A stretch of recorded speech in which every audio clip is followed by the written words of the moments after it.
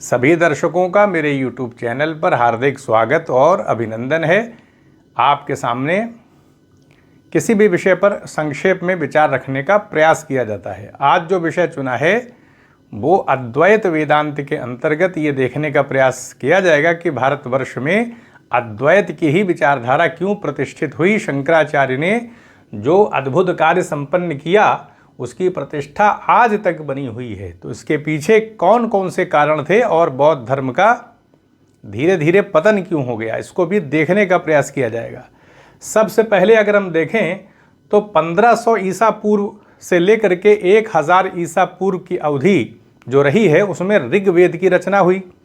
उसके बाद फिर 1000 ईसा पूर्व से लेकर के 600 ईसा पूर्व के मध्य में आपको फिर यजुर्वेद, सामवेद और अथर्ववेद 3 और वेद जो है रचे गए।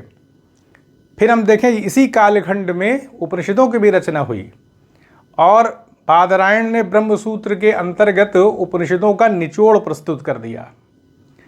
एक बहुत बड़ा कार्य उस समय संपन्न हो गया और अद्वैतवाद की प्रतिष्ठा हम कह सकते हैं कि बादरायण ने ही एक निचोड़ प्रस्तुत करके उसको कहीं ना कहीं निबद्ध कर दिया था। शंकराचार्य ने तो उसको और पुष्पित पल्लवित किया बाद में, लेकिन बादरायण का बहुत बड़ा कार्य रहा कि उन्होंने उपनिषदों का गहन अध्ययन करने के बाद फिर ब्रह्मसूत्र की जो रचना किया।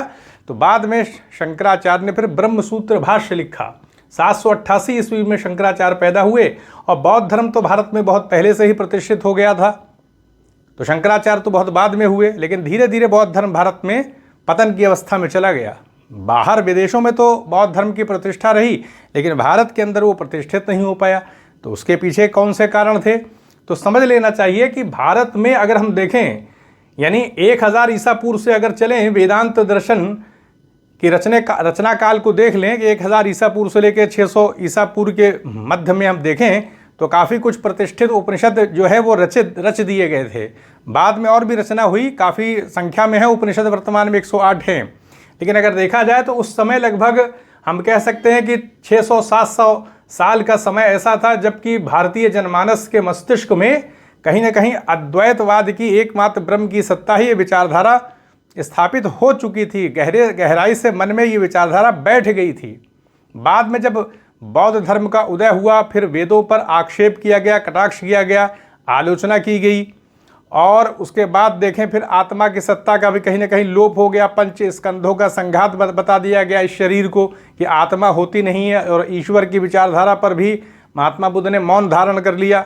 उसके बाद महात्मा बुद्ध ने तो अनित्यतावाद का सिद्धांत दिया था कि संसार जो है वो परिवर्तित होता रहता है, अनित्य है, इसमें संसार की कोई भी वस्तु हमेशा के लिए नहीं रहती है। तो अनित्यतावाद के सिद्धांत को बाद में क्षणिकवाद में बदल दिया गया। अब क्षणिकवाद के अंदर प्रतिक्षण चीज़ें बदलती रहती हैं, तो कर्मफल किसको प्राप्त होगा, ये सारे भ्रम पैदा हो गए थे। क्योंकि जब क्षणिकवाद में कोई चीज़ क्षण भर के लिए रहेगी तो ये संसार में जो हम जीवन जी रहे हैं, जो कर्म कर रहे हैं, उसका फल किसको मिलेगा। तो ये सारे मतलब दार्शनिक गहराई तो थी क्षणिकवाद के अंदर, लेकिन जन सामान्य में कहीं ना कहीं एक भ्रम पैदा हो गया, संशय की स्थिति आ गई, एक क्लैरिटी, स्पष्टता नहीं थी। और अद्वैत वेदांत के अंदर अगर आप देखें यानी उपनिषदों के काल से ही देखें, शंकराचार्य ने बाद में प्रतिष्ठित किया, उसमें पूरी स्पष्टता है। एक ब्रह्म की सत्ता है, हमारा शरीर भी है, व्यवहारिक रूप से जगत भी सत्य है और हम आत्मा भी हमारे हृदय के अंदर आती है। सगुण और निर्गुण दोनों विचारधारा किसी न किसी रूप में शंकराचार्य ने उसको स्वीकार किया। अपर ब्रह्म के तौर पर ईश्वर की सत्ता को भी स्थापित कर दिया। ईश्वर की उपासना भी की जा सकती है, पालक वही है, सृष्टिकर्ता भी वही है, पूरे ब्रह्मांड को चलाने वाला है और एक परब्रह्म की भी सत्ता है। तो हम कह सकते हैं कि जनसामान्य के लिए जिस प्रकार से एक धर्म का स्वरूप होता है वो धर्म का स्वरूप कहीं ना कहीं वैदिक धर्म के अंदर, वेदांत दर्शन के अंदर दिखाई पड़ रहा था। जबकि बौद्ध धर्म को अगर हम देखें तो महात्मा बुद्ध ने जो एक पवित्रता, शुचिता स्थापित किया था, अष्टांगिक मार्गों को स्थापित किया था, 4 आर्य सत्य को स्थापित किया था, लेकिन बाद में कहीं ना कहीं पतन की अवस्था हो गई। महायान धर्म का उदय हो गया, कर्मकांडों का प्रचलन होने लग गया और बाद में फिर दार्शनिक सिद्धांत, क्षणिकवाद का सिद्धांत आ गया, शून्यवाद का सिद्धांत आ गया, नागार्जुन का, शून्यता की स्थिति आ गई। न हमेशा के लिए कोई चीज़ सत्य है, ना हमेशा के लिए कोई चीज़ असत्य है, बल्कि बीच की स्थिति यही है, शून्यता।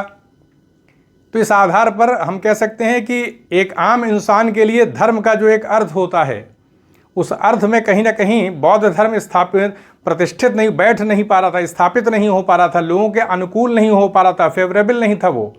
जबकि वेदांत दर्शन के अंदर अगर देखें, शंकराचार्य ने अद्वैत की स्थापना किया कि एकमात्र सत्ता ब्रह्म की है और ये संसार जो है वो मायाजन्य है, व्यवहारिक रूप से सत्य है और हम ईश्वर की उपासना भी कर सकते हैं। सगुण ब्रह्म की भी अवधारणा थी, निर्गुण ब्रह्म की भी अवधारणा है, यानी पर ब्रह्म और अपर ब्रह्म की भी अवधारणा, और ये सारी चीज़ें बौद्ध धर्म में लुप्त हैं, इनका दर्शन नहीं दिखाई पड़ता है। कहीं ना कहीं निर्वाण की स्थिति आ रही है और निर्वाण के स्वरूप को लेकर के बड़ा असमंजस है कि शून्यता का ज्ञान जब हो जाता है तो उसी को निर्वाण कहते हैं। शून्यता का मतलब यह है कि प्रतीत समुत्पाद के माध्यम से कारण कार्य की जो श्रृंखला चल रही है, सारी चीज़ें सापेक्ष हैं, एक दूसरे से पैदा हो रही हैं। इसकी गहराई में उतर जाना, क्योंकि महात्मा बुद्ध ने भी कहा था, जिसने प्रतीत समुत्पाद को समझ लिया उसने धर्म को जान लिया, वास्तविकता को समझ लिया। यानी गहराई से हम समझ लें कि संसार में चीज़ें अनित्य हैं। अनित्यतावाद का सिद्धांत दिया था उन्होंने, महात्मा बुद्ध ने परिवर्तनशील बता दिया था, लेकिन क्षणिकवाद की विचारधारा महात्मा बुद्ध के समय प्रतिष्ठित नहीं, तो उन्होंने सिद्धांत नहीं दिया था। बाद के बौद्ध दार्शनिकों ने क्षणिकवाद का सिद्धांत दे दिया।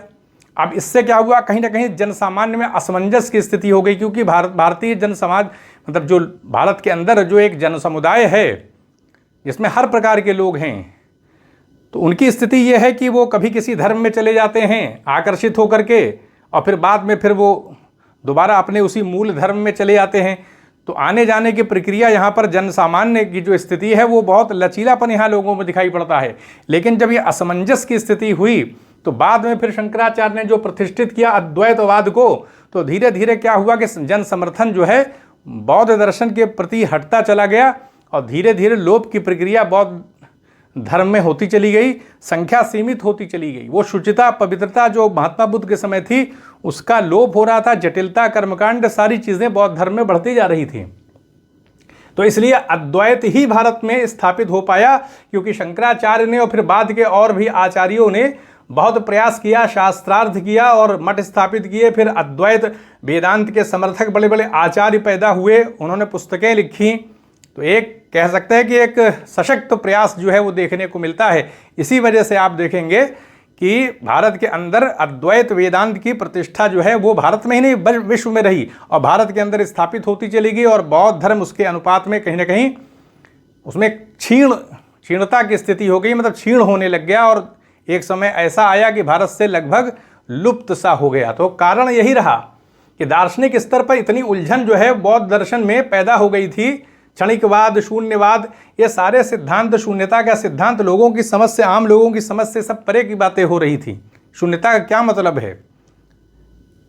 तो इस आधार पर कहा जा सकता है कि अद्वैतवाद भारत में इसीलिए प्रतिष्ठित हुआ कि उसकी तुलना में सशक्त रूप से जो बौद्ध धर्म की स्थिति थी वो कहीं ना कहीं जटिलता और कर्मकांड में फंसती चली गई, और उपनिषदों की जो विचारधारा थी जिसमें कि वही रूप देखने को मिलता है जो महात्मा बुद्ध ने कहीं ना कहीं आचरण के ऊपर बल दिया था, वही आप अंतर्मुखी दृष्टिकोण, अपने अंदर झांकने की प्रवृत्ति आपको वेदांत दर्शन में भी दिखाई पड़ेगी। तो समानता थी, लेकिन बाद में बौद्ध धर्म के अंदर परिवर्तन होता चला गया, उसका जो मूल स्वरूप था वो लुप्त हो गया।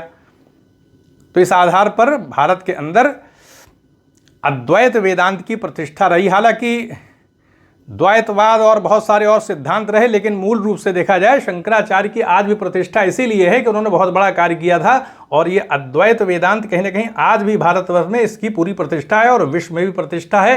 कारण यही है कि उपनिषदों की विचारधारा जो एक लंबे समय से स्थापित थी भारत में उत्तर वैदिक काल में, और उस पर बादरायण ने भी कार्य किया, फिर शंकराचार्य का भी कार्य रहा, तो लगातार प्रयास किया, जिसके वजह से जो एक हम कह सकते हैं अंतर्मुखी दृष्टिकोण, आचरण की शुद्धता, यानी अपने आचरण को शुद्ध बनाना, सबको समान समझना, अंतःकरण को पूरी तरीके से शुद्ध कर लेना, विनम्र हो जाना, समान दृष्टि से सबको देखना, उसी की सत्ता को सबके अंदर देखना, इस प्रकार की विचारधारा कहीं ना कहीं लोगों के एक आम जो एक सामान्य जीवन होता है उससे कहीं ना कहीं मेल खा रही थी। इसलिए अद्वैतवाद जो है विद्वानों में भी प्रतिष्ठित हुआ और जन सामान्य में भी प्रतिष्ठित होता चला गया, और उसके अनुपात में बौद्ध धर्म जो है धीरे धीरे डिमिनिश होता चला गया, भारत में से लुप्त हो गया। तो बहुत सारे फैक्टर होते हैं किसी भी पक्ष विपक्ष में यानी उत्थान पतन की प्रक्रिया में बहुत सारे पक्ष होते हैं, हमें उसे देखना पड़ता है। तो यहीं पर अनुमति दें, चैनल को सब्सक्राइब भी करें, शेयर भी करें। आप सभी लोगों का बहुत बहुत धन्यवाद।